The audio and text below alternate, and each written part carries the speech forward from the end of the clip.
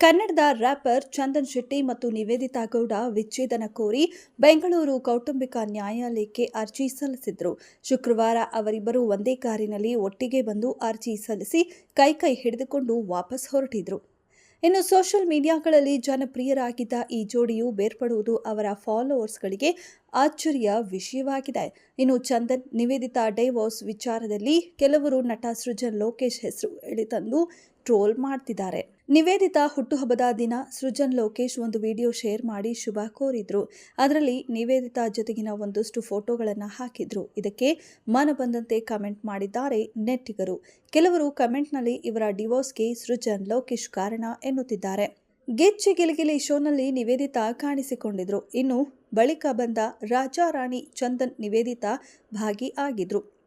ಎರಡರಲ್ಲೂ ಸೃಜನ್ ಲೋಕೇಶ್ ತೀರ್ಪುಗಾರರಾಗಿದ್ರು. ಹಾಗಾಗಿ ಸೃಜನ್ ಹಾಗೂ ನಿವೇದಿತಾ ನಡುವೆ ಒಳ್ಳೆ ಬಾಂಧವ್ಯ ಇತ್ತು. ಪ್ರೇಮಕ್ಕೆ ಹೊರತಾದ ಬಾಂಧವ್ಯ ಇರಬಹುದು ಎಂದು ನೆಟ್ಟಿಗರು ಕಮೆಂಟ್ ಮಾಡ್ತಿದ್ದಾರೆ.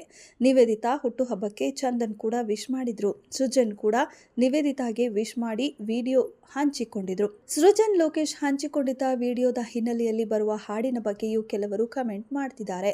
ಇನ್ನು ಕೆಲವರು ಕೆಟ್ಟದಾಗಿ ಕಮೆಂಟ್ ಮಾಡುವವರನ್ನ ತರಾಟೆಗೂ ತೆಗೆದುಕೊಂಡಿದ್ದಾರೆ.